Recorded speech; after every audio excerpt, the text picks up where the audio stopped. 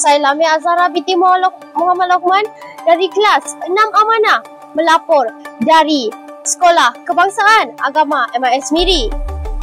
Majlis Perasmian TV PSS Al-Mawardi langsung dengan penuh gilang gemilang di Dewan Ibn Khaldun pada hari ini.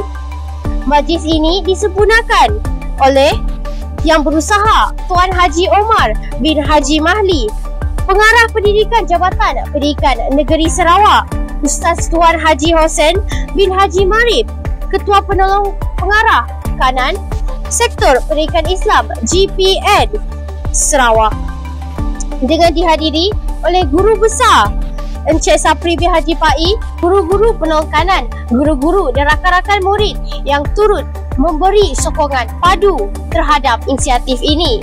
TV PSS Al-Mawardi merupakan satu inisiatif sekolah dalam memperkasa penggunaan teknologi digital dalam pendidikan.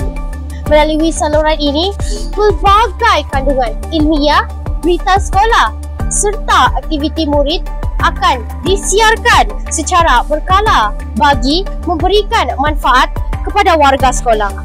Dengan pelancaran TV PSS Al-Mawardi ini, diharapkan ia akan menjadi wadah utama dalam menyebarluaskan maklumat dan memperkayakan pengalaman pembelajaran murid. Semoga inisiatif ini terus berkembang dan memberi manfaat kepada seluruh komuniti sekolah. Sekian sahaja laporan saya, Lamia Azhara binti Muhammad Lokman dari kelas 6 Amanah